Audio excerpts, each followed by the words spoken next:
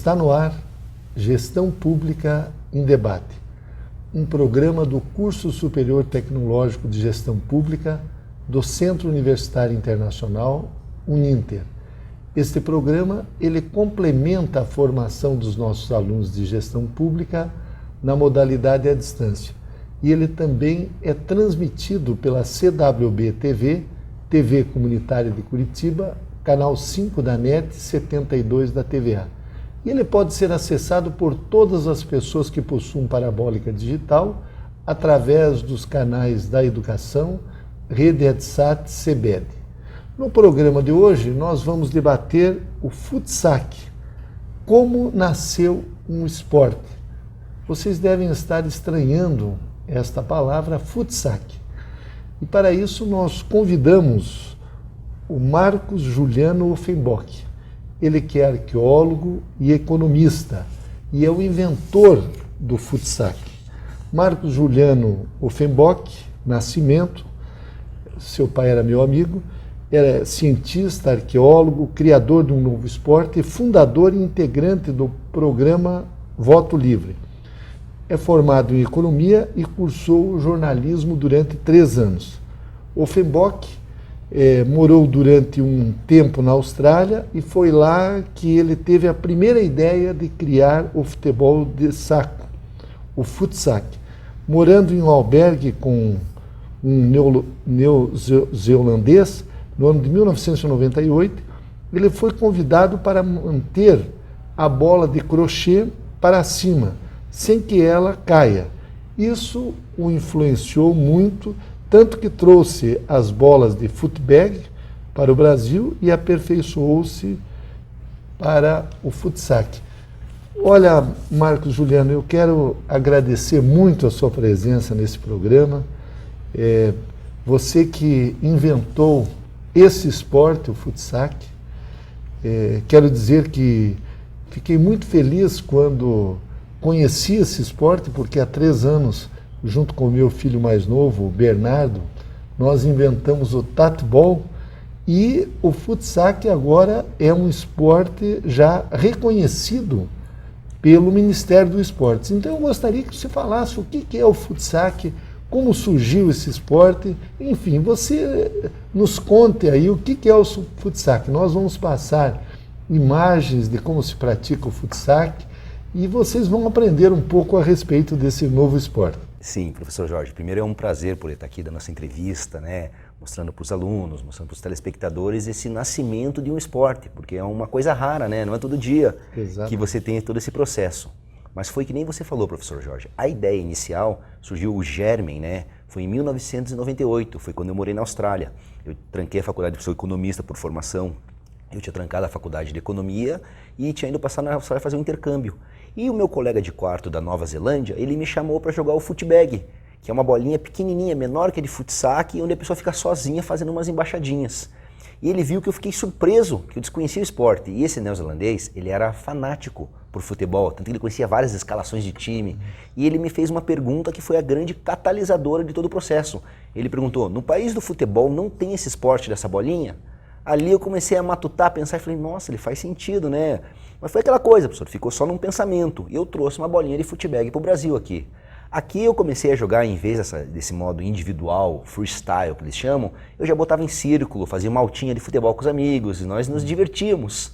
Sim. E depois eu fiquei vendo, professor, que existia todo um potencial para a gente, né, fazer um esporte mais de competição, isso daí. Mas demorou um tempo longo, eu comecei eu mesmo, professor, ocorreu até um fato engraçado, que foi ali, eu me formei em economia, eu estava num churrasco de faculdade, e o pessoal, né, comemorando no churrasco, tudo, cervejinha, eles deram um chute na minha bolinha que eu tinha trazido da Austrália, e eu tinha perdido a bolinha, e eu fiquei até, cadê minha bolinha? E os caras, não sei. E daí eu falei, nossa senhora, minha bolinha. E eu lembro que eu morei na Austrália com um neozelandês, que foi quem me mostrou a bolinha, e na sequência, eu morei na verdade com gente do mundo inteiro, eu morei com um canadense, que me mostrou uma bolinha de footbag que a avó dele tinha feito de crochê. Eu lembro, eu falei, pô, se a avó dele fez, eu vou começar a costurar. E eu comecei no ano 2000, eu mesmo comecei a pesquisar sobre, falei com várias costureiras. No começo eu costurava feito uma pequena bolinha de futebol com 4 painéis. Eu cheguei a costurar, professor Jorge, mais de 300 bolinhas. Poxa. Até que eu comecei a aprender a fazer a arte do crochê. No começo eu penei, eu tenho até hoje na sede da confederação um museu com as primeiras bolinhas, que foram os 4 protótipos até chegar ao modelo oficial, e você vê que ele era bem rudimentar mesmo. Sim. Mas foi legal porque eu fico vendo, acompanhando todo o processo. E eu fui costurando as bolinhas, até uma hora que eu achei umas crocheteiras, que hoje até é meu braço direito na empresa, na Juba Materiais Esportivos, né, na Futsac, e também presidenta da associação, a Roseli Vaz, que ela decodificou como fazer a bolinha perfeita. Isso, explica como é que é essa bolinha. Essa bolinha, olha que interessante. O Futsac, né, ele é até, o Futsac, né, contando para os telespectadores, para os estudantes, ele é um acrônimo da palavra de futebol de saco. O nome do esporte, o conceito é futebol de saco, mas o esporte é conhecido como Futsac. Ele é uma bolinha, né, um saquinho de 50 gramas recheado com plástico de garrafa PET reciclada, tem até esse lado de responsabilidade ambiental, e coberto por uma camada de crochê. E a gente montou uma associação de crocheteiras, são hoje 50 mulheres de baixa renda. Tem até uma câmera ali dentro, alguma coisa assim? Não, Sim. ou é só na... Não, olha, interessante, isso aqui foi até uma adaptação, professor, que a gente conseguiu o selo do Inmetro com essas bolinhas para poder até comercializar em lojas de brinquedo. E o Inmetro, ele exige, né, um dos fatores que você trabalha com granulado é que tenha uma câmera, um tecido de proteção para fazer. Sim. E daí eu testei até com vários tipos de modelos e a gente colocou um tecido suplex, que eles chamam, que é um tecido que ele estica com lycra. Então sim, é um saquinho de suplex, por isso que até é futebol de saco, porque é um saquinho com plástico granulado certo, envolto pela camada de crochê, que as crocheteiras fazem. E uma curiosidade legal é que o futsac ele é o único esporte do mundo que envolve crochê. Um esporte de competição. Existem outros jogos, e é um trunfo, né? Porque é um esporte aqui do Brasil, do Paraná, de Curitiba, tem esse lado de responsabilidade, né, social e ambiental. E ele, você coloca, aqui são as cores do Brasil, mas a bola pode ser de várias cores. Sim, nós temos de times de futebol, nós temos as bolas coloridas, que tem uns fios coloridos mesclados, bonitos, que até fazem alegria, as crianças querem colecionar. E um outro aspecto interessante do futsac, né, que ele é jogado no esporte, é que ele, por ser ele é fofinho, ele funciona também como terapia ocupacional. Uma coisa interessante, né, professor, que eu fiquei vendo. A minha mulher achou que era para terapia. E você viu, porque quando eu levei para casa, ela achou, isso aqui é para fazer massagem. Massagem, exercício. Esse é um outro aspecto, né? Um colateral, mas benéfico do futsac também. Eu estou vendo aqui que esse é um produto oficial futsac licenciado. Licenciado. A gente conseguiu, né, igual comentou, registrar a marca. Aqui é a, digamos assim, o símbolo do esporte. O símbolo do esporte, é o símbolo, né, que a gente conseguiu, né? É um símbolo, né? Uma plaquinha de trânsito até. Sim. Esse símbolo eu montei em 2001. E uma curiosidade, professora, que até algumas pessoas já sabem, porque fazem 12 anos que eu estou nesse projeto, é que no começo eu batizei o esporte com nome em inglês. Por 10 anos eu chamei de foot, que é pé em inglês, F-O-O-T, e sack, que é saco em inglês também. Então era futsac. Mas as pessoas olhavam, até existia uma certa resistência, que como é que o esporte é criado no Brasil e tem um nome em inglês? Sim. Negócio. Daí quando eu aportuguesei realmente, foi em 2011 que eu percebi toda essa mudança, a aceitação foi total, porque agora virou, né, futsac, um acrônimo de futebol de saco. E daí teve toda essa identificação de você falar, realmente, isso é uma coisa nova, é uma palavra nova, e é um esporte novo, né, e criado aqui em Curitiba, no Paraná. E você fez o lançamento desse esporte a nível mundial, esteve o prefeito de Curitiba na semana do aniversário da cidade. Foi uma grande comemoração. E, inclusive, o Ministério do Esporte também esteve presente. Sim, foi uma grande vitória nossa, que, igual o professor gestor, né, nesse projeto fazem 12 anos. E semana retrasada, no dia 20 de março, teve uma reunião do Conselho Nacional de Esporte em Brasília. Estavam 3 ministros, estavam um vice-presidente da CBF, vários atletas olímpicos. E nesse conselho, o Conselho Federal de Educação Física tem uma cadeira. Então, o presidente do Conselho Regional de Educação Física do Paraná, o professor Antônio Eduardo Branco, me chamou, Juliano, venha para Brasília que eu vou tentar inserir na pauta. Já está pautada a reunião, mas vamos tentar dar uma brecha e mostrar para eles o futsac. E eu fui, também com o apoio, né, desse professor Branco, até do secretário de esporte, do Ministério do Esporte, de Futebol Profissional, o professor Ricardo Gomide também. E no dia lá, professor, eles me deixaram participar da reunião escondidinho ali nas cadeiras. E o professor Branco deu uma bolinha para cada autoridade e todo mundo na reunião, que bolinha é essa, que bolinha é essa? No final da reunião, o professor Branco pediu a palavra e o ministro até concedeu para ele 2 minutos. E nós mostramos o vídeo, que até é o vídeo que os telespectadores vão ver, do futsac, e foi muito legal, porque no final da reunião todo mundo ficou de cabeça, a boca aberta. Mas que um esporte novo e no nível que a gente se apresentou, os professores jogando. Então foi uma grande vitória nossa. Aliás, Marcos Juliano, você sabe que no artigo 217 da Constituição, inciso 4º, diz que é dever do Estado brasileiro. Aí inclui municípios, os estados e o Distrito Federal e também a União. Fomentar práticas desportivas, formais e não formais, como direito de cada um observados. Daí, inciso 4º. A proteção e incentivo às manifestações desportivas de criação nacional. Nossa, professor. Então, isso está na Constituição. Ou seja, os municípios, o Estado e também a União têm o dever de proteger e incentivar a manifestação esportiva de criação nacional, porque esse é um esporte de criação nacional. Sim, é uma grande vitória. Até eu fico muito feliz, professor, porque eu já tinha ouvido falar e escutar agora suas palavras, lendo a Constituição, nessa Carta Magna, e ver que eles, né, defenderem, né, e apoiarem essas manifestações culturais, porque o futsal, ele é muito legal, como você comentou, ele é criação nossa, ele é um ícone cultural novo que está surgindo, representando a nossa cidade, o nosso estado e o nosso país. Então eu fico muito feliz, porque eu imagino que o futsal, ele é um esporte barato de ser implantado. Com cerca de R$500 você implanta a modalidade, seja num colégio, numa praça, num clube. E ele pode ser jogado numa cancha Sim, polivalente? Polivalente, ele pode ser adaptado. Na grama. Pode só ser uma areia. Uma pequena resistência que nós temos, porque o futsal, que a gente, digamos que, sempre quando pedem para mim, Juliano, me dê, né, uma definição do futsal, que eu falo, ó, é um futevôlei misturado com a agilidade do tênis e um futebol mais urbano. Sim. Então eu imagino que na praia, como a gente, para jogar o futsal, você tem que estar vestido com tênis, porque daí tua hora que é como se fosse um tênis e tua raquete até o pé. Sim. Mas eu acredito agora vai acontecer um fenômeno que até eu estou curioso para ver como vai se suceder isso. Nós vamos implantar agora no Rio de Janeiro, em 4 favelas não, comunidades carentes locais, a Rocinha, Cidade de Deus, o Vidigal, Santa Marta. Eu imagino que os cariocas vão levar isso para a areia.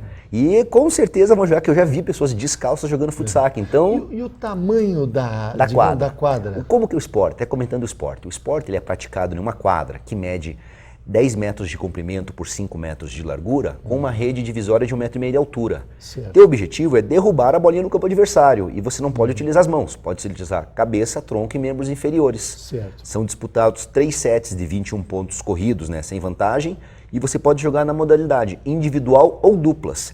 E a única regra é que você pode dar no máximo 2 toques na bolinha. Ah, mas é dupla masculina, dupla feminina Sim, ou dupla mista? Na verdade, nós fizemos até hoje, né, mais de 40 grandes campeonatos, e como o esporte ele cresceu mais na modalidade masculina, né, no gênero masculino, mas nós já fizemos 3 campeonatos femininos. Tem umas atletas aqui no Paraná, em Santa Catarina, então pode ser jogado, né, o campeonato, ele é unissex o esporte. Sim. E agora com essa difusão que nós estamos tendo, com a nossa nova metodologia de ensino que a gente, né, criou com a Confederação Brasileira, nós vamos conseguir implantar o futsal em vários colégios, que nem o senhor contou, pelo Brasil inteiro, ainda mais assim, o governo, né, nos ajudando, as esferas, né, sejam municipais, estaduais, federais nos ajudando.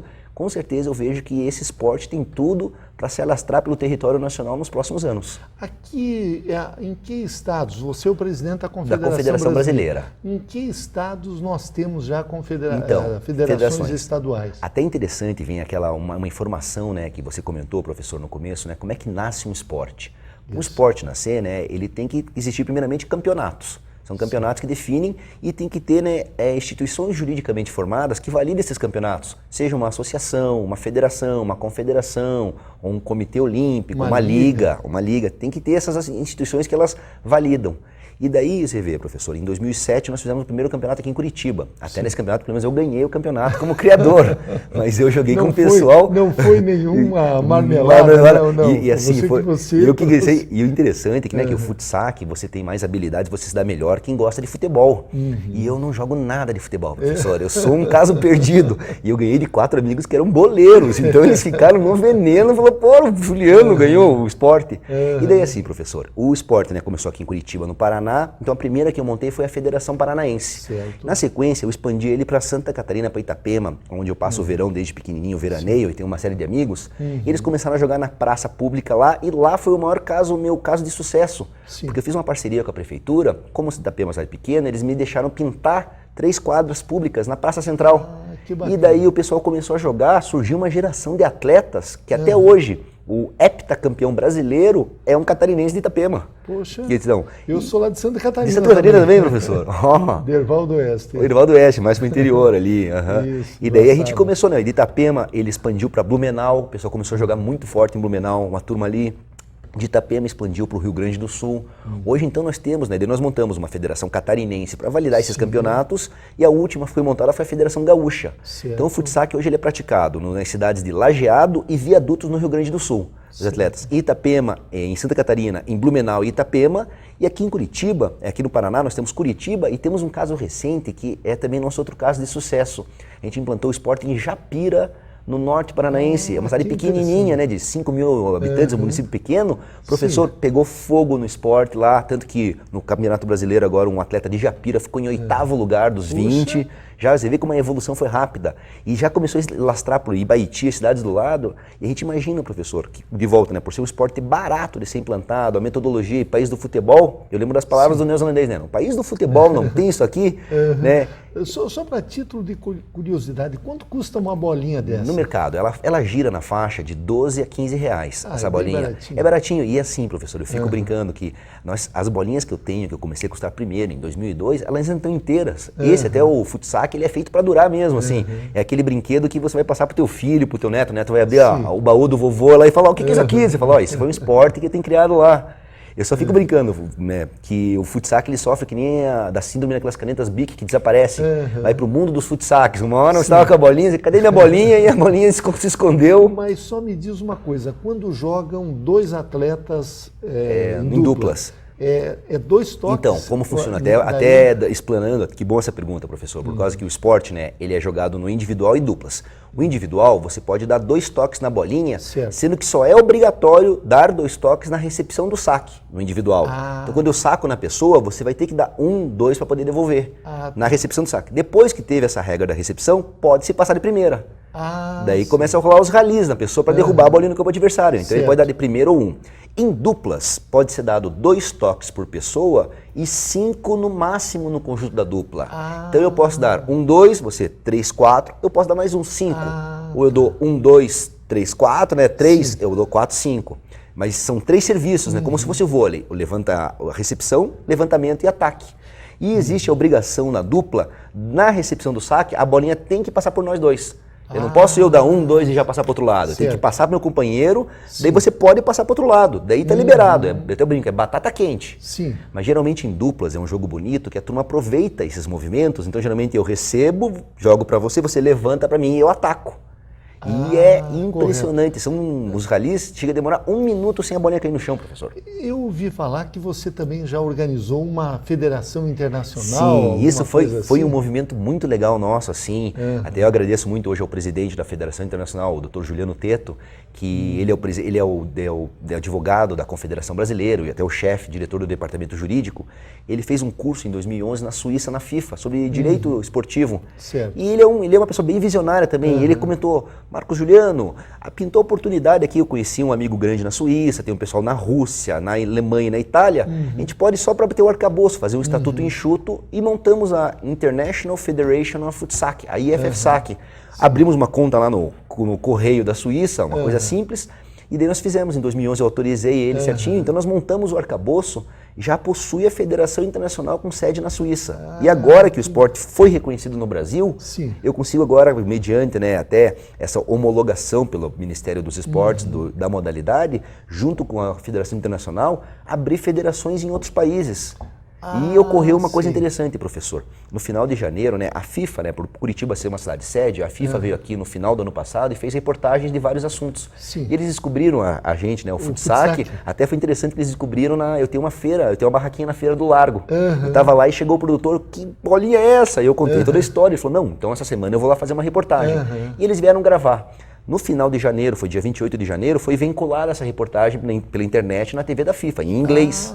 Professor, graças a essa reportagem nós recebemos contatos dos Estados Unidos, da África do Sul, de Portugal, de Índia e agora da Venezuela, para montar uma federação em cada um desses países.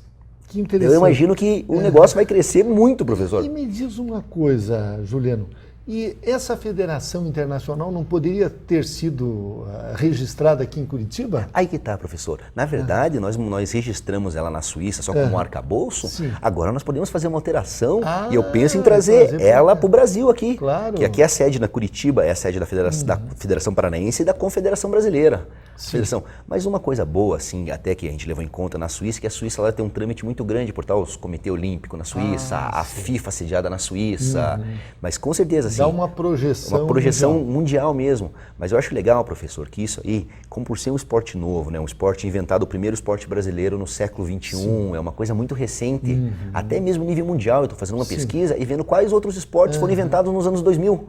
E não encontrei, eu não estou encontrando link nenhum. Então, eu quero ver, eu não posso ainda anunciar esse título, mas eu imagino que o futsal seja o primeiro esporte a ser organizado no século XXI em esporte brasileiro. Que interessante. E o senhor patenteou o esporte? Sim, professor. Como eu estou faz tempo, né, esse projeto, e mesmo pela minha veia economista, eu já fui muito empreendedor, já tive restaurante, trabalhei com venda, distribuição de produtos, eu sempre corri atrás desses registros, né, dessa segurança de propriedade. Então eu consegui patentear o futsal aqui no Brasil e na Comunidade Europeia e também na China.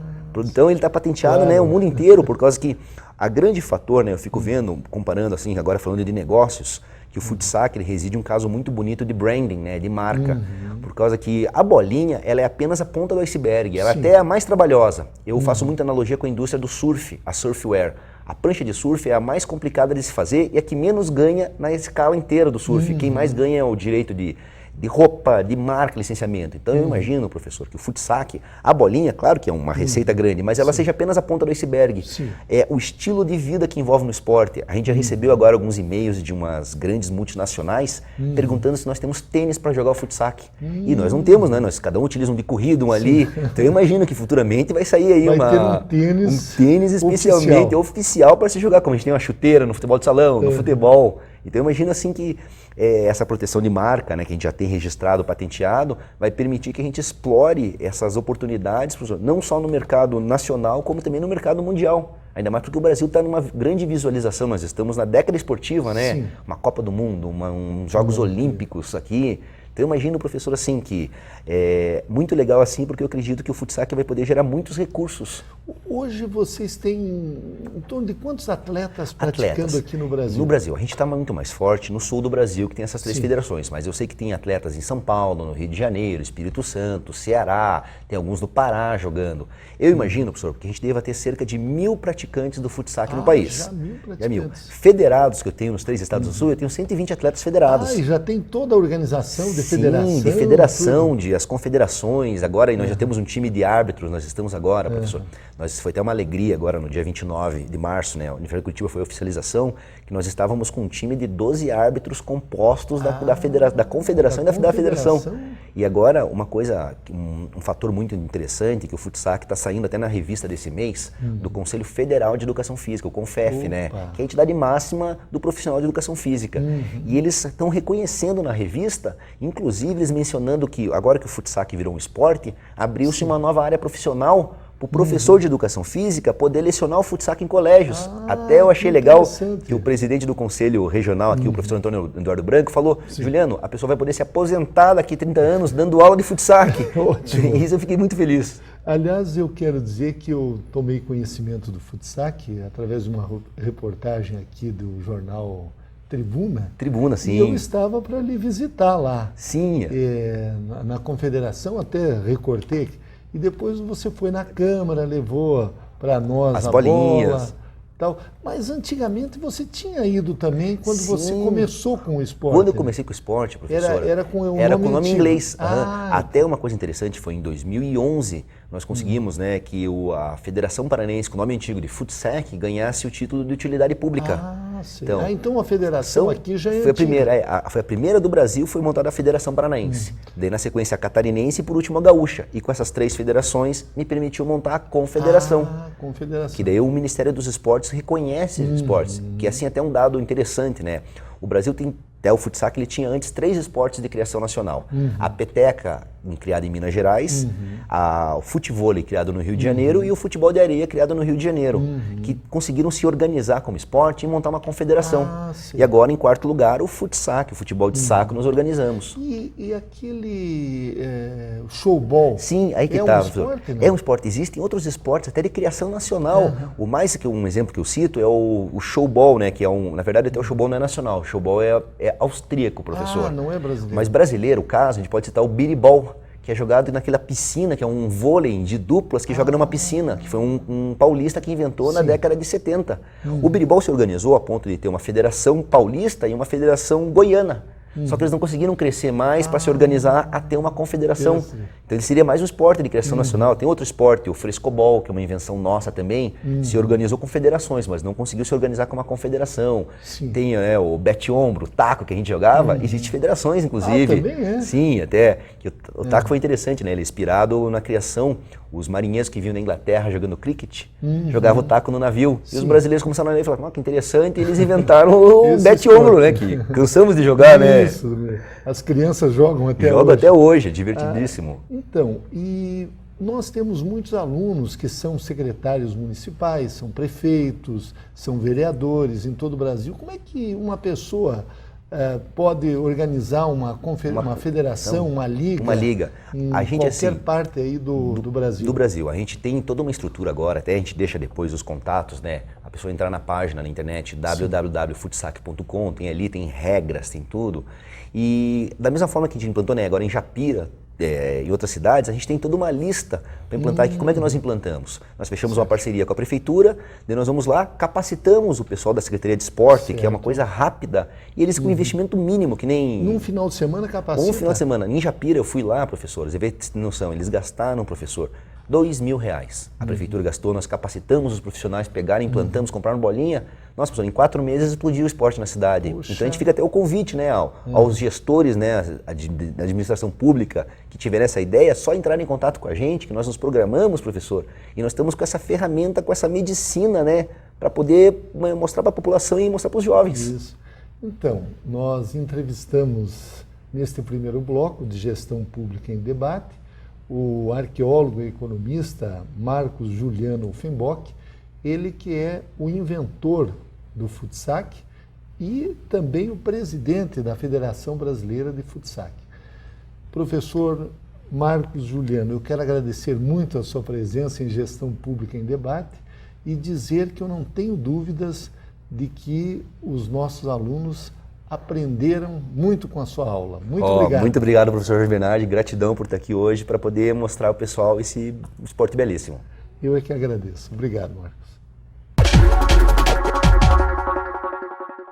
Educar é fazer sonhar, é acreditar no valor das pessoas, ampliando seus horizontes. Educar é realizar. Com a missão de criar oportunidades que transformam a vida de quem precisa, o Instituto Wilson Pickler de Responsabilidade Social faz a diferença para muitas pessoas. Oferece cursos de graduação e pós-graduação à distância, em parceria com o Grupo Uninter e cursos livres de capacitação. Além disso, possui projetos de geração de renda para comunidades carentes. Instituto Wilson Pickler de Responsabilidade Social, acreditando no valor das pessoas através da educação.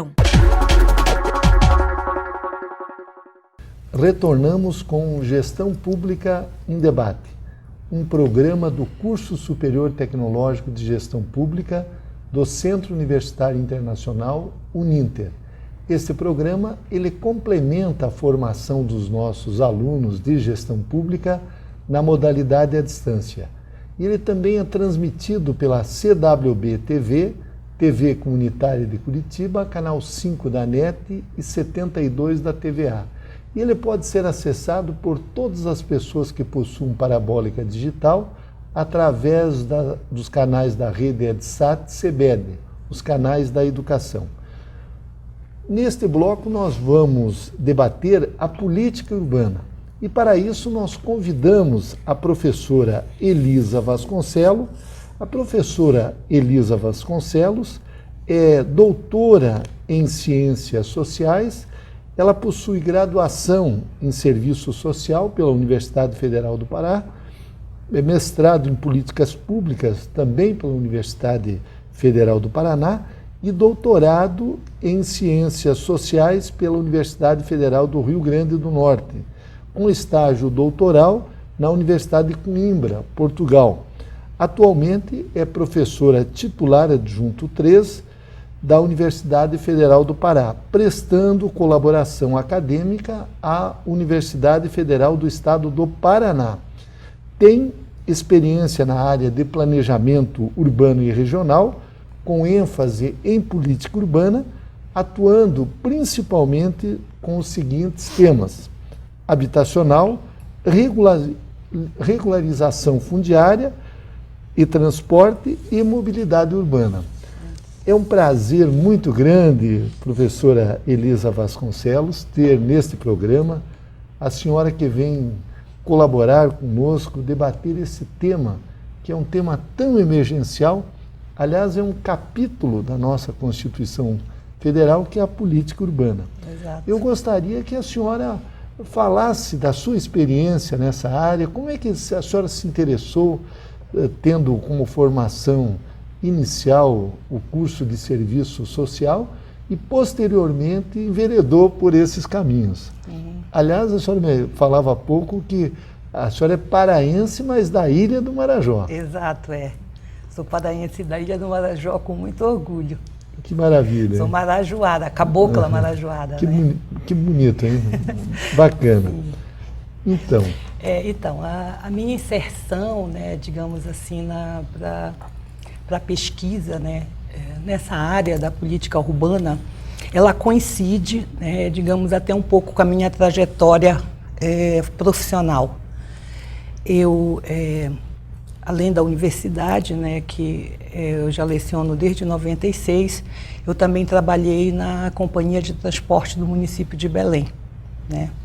Então, a política de transporte e mobilidade, portanto, passou a ser meu objeto de estudo, né? Tanto em nível técnico como em nível acadêmico, né?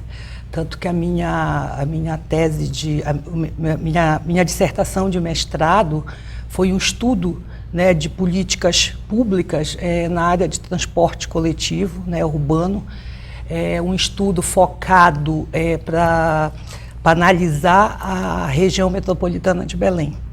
E no doutorado, né, eu fiz um estudo comparativo acerca da própria emergência do transporte alternativo no meio urbano, né, que na década de 90 ele começa uma explosão em nível do Brasil e também na região metropolitana, né, como as demais metrópoles brasileiras.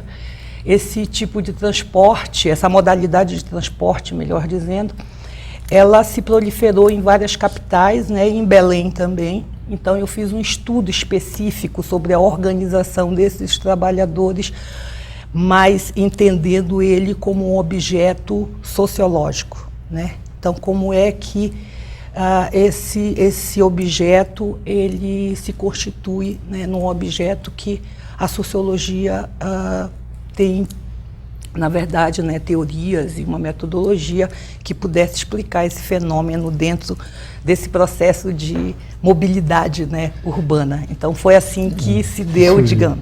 E aí, a partir daí, né, você, quando começa a fazer estudo sobre uma política setorial, né, no caso do transporte, vem à tona também toda uma discussão, né, em torno do urbano.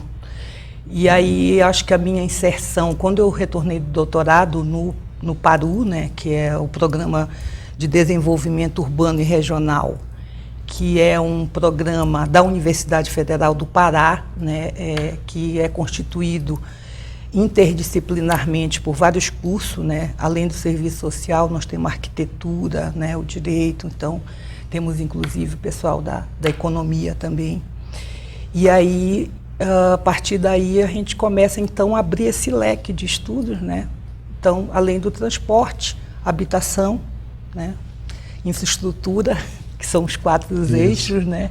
E mais a questão da política de regularização fundiária, que é uma política que tem que ter um enfrentamento muito sério, né, no Estado brasileiro, assim, dentro das políticas públicas. Eu considero assim que ela também é uma política emergencial.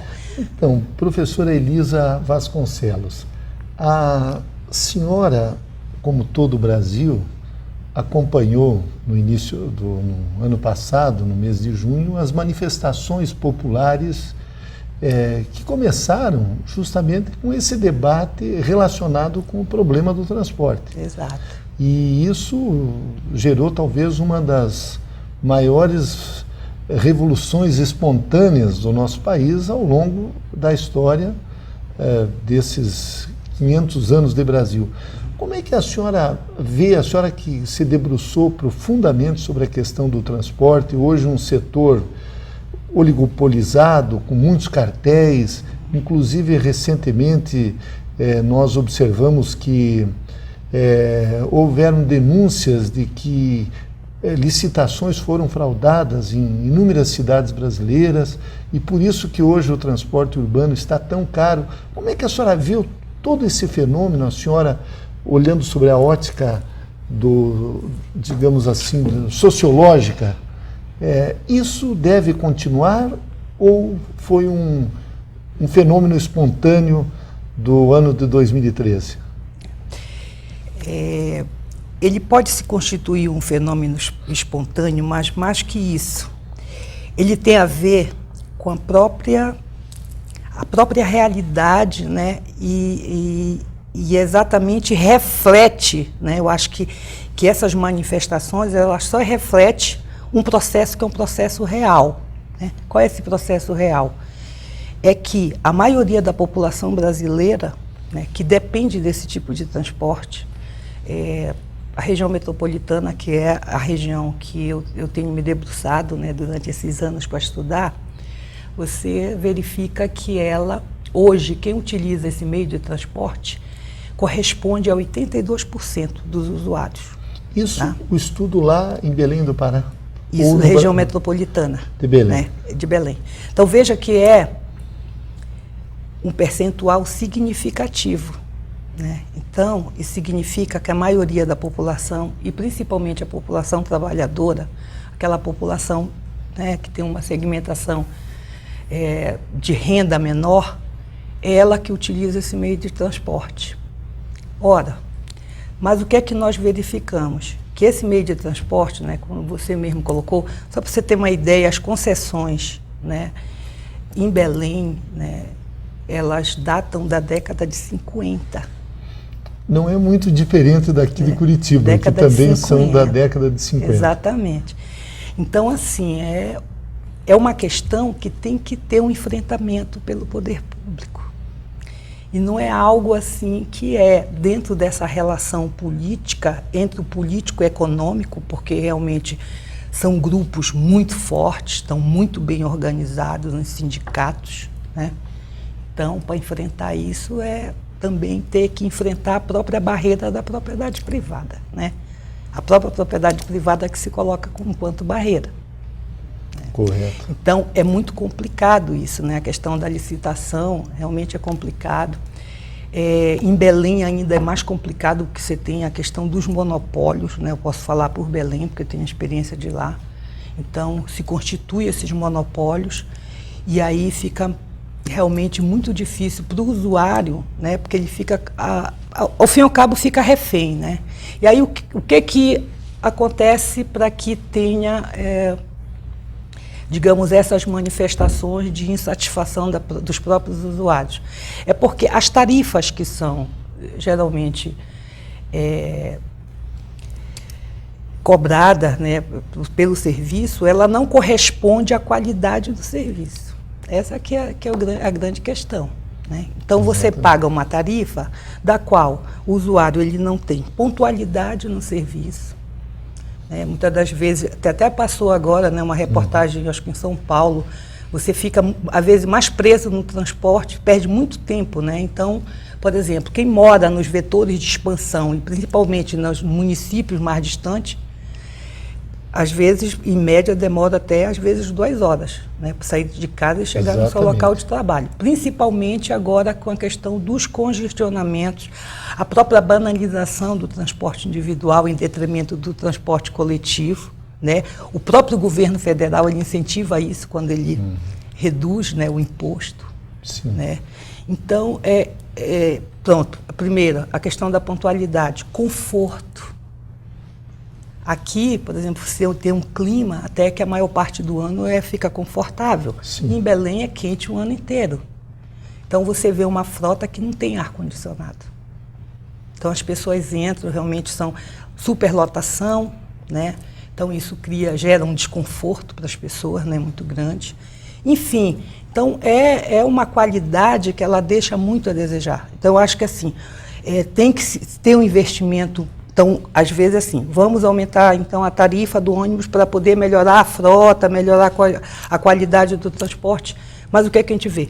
É só o aumento da tarifa, sucessivamente, você vai verificando isso, mas não há esse retorno em nível de investimento mesmo, que a população realmente fique com transporte de qualidade. Esse é um aspecto em Belém. Outro aspecto é que, por exemplo, Curitiba ainda e Bogotá, a nível latino-americano, são referências. Eu sei que tem muitas críticas com relação ao sistema daqui, mas ainda é referência em nível nacional e latino-americano. Mas, professor, em Belém, sim, desculpa. Por que a tarifa aqui, então, é tão cara se ela é, digamos assim, o sistema, teoricamente, é mais eficiente do que nas outras cidades? Sim, é. Isso não é em função dos cartéis, desses grupos que dominam? Veja bem, em Belém, né, porque que essa tarifa ela é muito mais pesada, por quê? Porque você não tem um transporte integrado. Então, não tem. Aqui, por que eu digo que aqui é a referência? Porque aqui há uma integração e é preciso ampliar ainda essa integração. Por quê? Porque a região metropolitana ela está crescendo, né? Então, quando teve aquele debate, né, no último seminário sobre política urbana, né, com o vereador que a gente participou, o que a gente percebeu? Aquela experiência de Natal com relação ao parlamento comum é espetacular, uma experiência bem sucedida, né? Por quê? Porque não dá para você pensar o planejamento das cidades hoje, mas cidades isoladas. Então, tem que ter essa política, esse planejamento, ele tem que ser um planejamento em que ele leve em consideração a conurbação urbana, né, esse processo de crescimento e esse conjunto de municípios que formam, então, essa região metropolitana. Né? E o transporte, eu acho que ele digamos assim, a política que ela, objetivamente,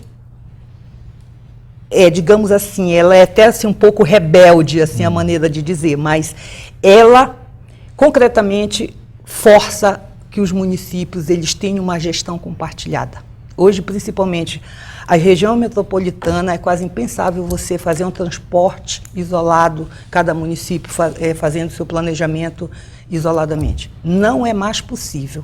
Né? Professora Elisa Vasconcelos, a senhora que se debruçou na sua dissertação de mestrado e na sua tese de doutorado sobre a questão da mobilidade. Esse modal, essas formas de deslocamento que nós temos dentro do meio urbano, que é o transporte individual, o transporte coletivo, como a senhora bem colocou, sobre ônibus, que é de péssima qualidade em praticamente todo o Brasil, isso já não são formas superadas de deslocamentos ou ainda nós vamos viver um bom tempo enfrentando esses problemas? Vamos pegar o exemplo de Curitiba. Agora nós estamos para implantarmos a primeira linha do metrô. A senhora acha que nas grandes cidades com mais de 2, 3 milhões de habitantes o caminho é por aí ou vão surgir outros modais que vão permitir os deslocamentos mais rápidos, com conforto, com preços módicos? Gostaria que a senhora analisasse sobre essa ótica. Olha, assim, eu acho, eu sempre digo assim, os prefeitos, as prefeituras, eu acho que a gente tem que sair um pouco, né? Sair um pouco do nosso casulo, né? Então, acho que você tem que viajar mesmo, né? Os prefeitos, acho que precisam realmente viajar para a gente poder ver como é que isso se dá em outra realidade. Então, eu posso falar, por exemplo, Portugal, né? Posso falar também em outras realidades, né, que eu conheci. Então, Portugal, por exemplo, tem um sistema na cidade do Porto muito interessante de metrô. E é o metrô de superfície, né? É o metrô de superfície. Então, acho assim, que a tendência... Porque o metrô é um transporte mais rápido, muito mais veloz, né? Você tem, por exemplo, sistema de transporte na Europa, que você, assim, atravessa país, assim, em 2 horas, 3. Portugal, por exemplo. Você tem uma pontualidade no serviço, então são serviços muito diferentes do que a gente vê nas nossas cidades, né? Então, acho assim, é um exemplo de boa experiência. Agora, é preciso também o quê? É preciso que a política ela esteja focada, né, para isso, para esse desenvolvimento local e regional, né, e realmente tenha esse compromisso, né, de desenvolver políticas que realmente, e tecnologias, inclusive, né, que venham melhorar a qualidade de vida das pessoas, né, do cidadão nas cidades. A senhora falou, no caso de Belém, dos oligopólios, dos monopólios, enfim, a situação que a senhora enfrentou lá, os cartéis. Eu perguntaria para a senhora, hoje esses cartéis, professora, eles não se transformaram em instrumentos poderosos que têm, inclusive, ascensão sobre o poder político local? Vamos pegar um exemplo típico aqui de Curitiba. Aqui o sistema de transporte, ele movimenta R$1 bilhão por ano. Exato. Nós movimentamos 1 bilhão. O orçamento é 7 bilhões. Então, quase 18% do orçamento ficam com um grupo de empresas, 11 empresas que pertencem a poucas famílias. Eles não têm um certo poder sobre o poder político que deveria fiscalizá-lo, deveria fazer com que eles, como concessionários, uma concessão é um privilégio da administração, eles servissem, prestassem um serviço de qualidade à população, e por isso que não está acontecendo isso no nosso país, ou seja, não se tem um serviço de qualidade e se deteriorou essa prestação de serviço, que é eminentemente municipal e tem caráter essencial. Exato. Bom, aí você vai fazer o recorrer ao velho Marx, né? Isso. Vai fazer o recorrer ao velho Marx.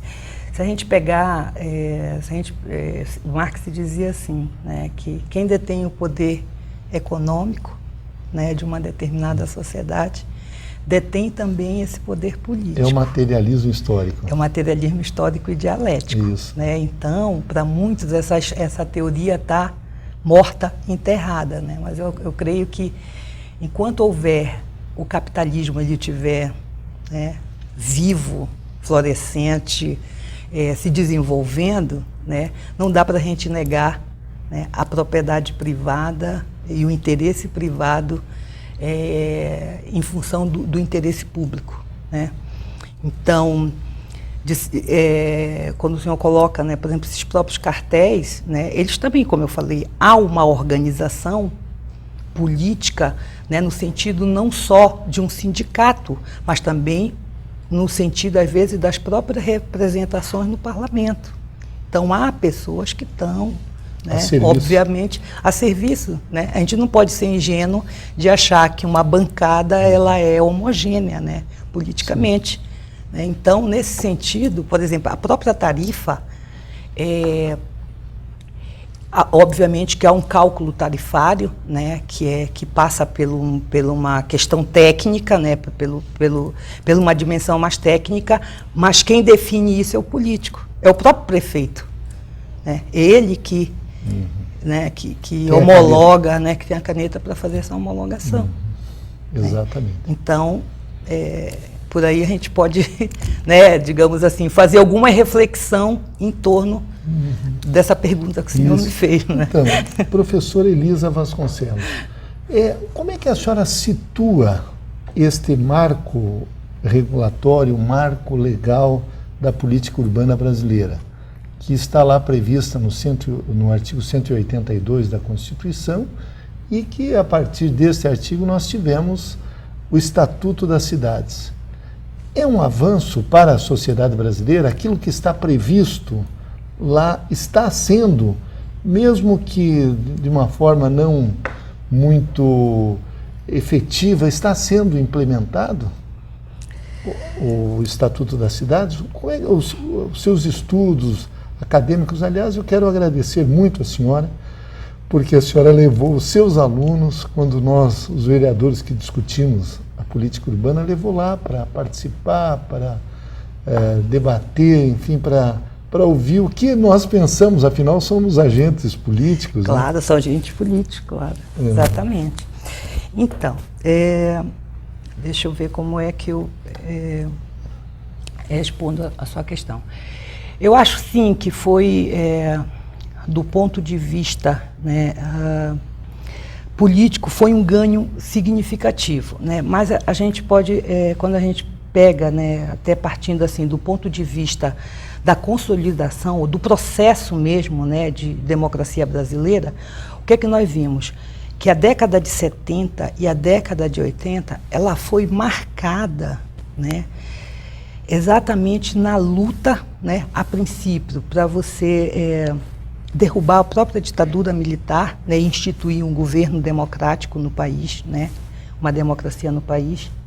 E a partir disso, o que é que você viu? Então, a política urbana, né, principalmente, ela se engaja dentro desses movimentos, aí começa a surgir os movimentos por moradia, né, vários movimentos urbanos, né, e a moradia também é um dos, né, por saneamento, por água, por esgoto, por infraestrutura, enfim, né. Então você tem um leque de reivindicações populares. E essas reivindicações, elas vão culminar, no caso da habitação, num projeto de lei que foi instituída desde 92, que é de iniciativa popular. Tá? E ela só se transformou em lei em 2005, né? 2005, que eu acho que a lei é a lei 11.124, né, de 2005, que exatamente vem ter um avanço muito grande no sentido de você ter uma política voltada, uma política de habitação voltada para o interesse social. Sim. Porque você tem, na verdade, dentro da política nacional da habitação, dois eixos.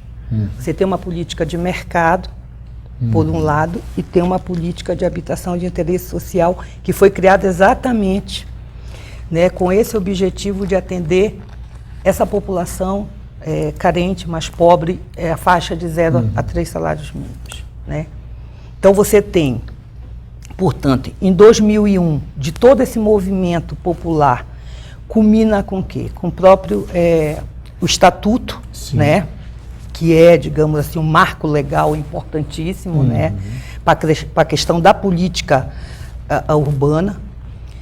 Em 2003, você tem a criação do próprio Ministério das Cidades, sim, que também é um marco importante, né? Porque ele vai exatamente, digamos assim, agora, dentro de um próprio ministério, você tem políticas, um conjunto, sim, de políticas que não dá para ser pensada nem planejada isoladamente. Que é a habitação, que é transporte e mobilidade urbana, a área de saneamento e infraestrutura e a política fundiária. Exatamente. Né? Que não dá para você pensar elas de forma isolada. Então, isso foi um avanço significativo, né? Em nível institucional, né? A gente pensando. E a partir de 2005... Então, como eu coloquei, né, esse capítulo 182 e 183, que é exatamente sobre a política urbana, né, que está na nossa Constituição de 88, então, digamos assim, ela acaba sendo, digamos assim, também instituída a partir, né, dessa lei. Né? Aí você cria a Política Nacional de Habitação de Interesse Social, você cria o Fundo Nacional, né, e o seu Conselho Gestor. Né? E a partir de 2007, os municípios começam a fazer adesão a essa política. Né? Por quê? Porque com a descentralização, né, das políticas públicas, né, principalmente as políticas urbanas, então agora o município ele tem essa competência de planejar, de pensar, de implementar as políticas. Correto. Né? Só que os municípios, principalmente os municípios, alguns, principalmente a maioria, acho que grande parte dos municípios brasileiros, eles não têm esse recurso. Né? O senhor, como vereador, sabe exatamente isso. Então, esse recurso, ele sai da onde? Ele sai do FGTS, ele sai... Isso vai para o quê? Para o Orçamento Geral da União. Correto. Então, os municípios, eles... Então, é um condicionante, inclusive, do Poder Central, que os municípios façam adesão a essa política. Inclusive com condicionantes. Quais são esses condicionantes? Eles fazerem os planos locais de habitação de interesse social, que inclusive as universidades tiveram um papel fundamental como política de extensão. Né? Eu particularmente, e o meu grupo, lá em Belém, fizemos esse trabalho nos municípios do Pará, né? Através da extensão universitária, formar os fundos e os conselhos locais. Para quê? Para captar recurso federal para poder implementar a política de habitação. Ora, os municípios, né, foram capacitados, né, para poder fazer todo, porque, por exemplo, no Pará nós temos uma dificuldade muito grande, porque tem municípios que são muito isolados. Né? Muitas vezes não tem nem internet, né? E às vezes para você acessar os programas, os projetos, você tem que fazer via online. Então, e tudo isso é uma dificuldade muito grande. E eu acredito que no Pará e também em vários municípios do Brasil. Né? Então, nós entrevistamos neste segundo bloco de Gestão Pública em Debate a professora Elisa Vasconcelos, ela que é doutora em Ciências Sociais, e o tema foi a política urbana.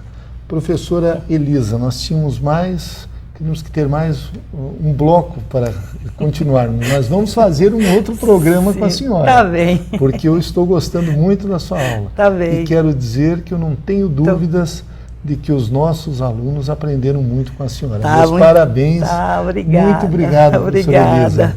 Prazer. Obrigada.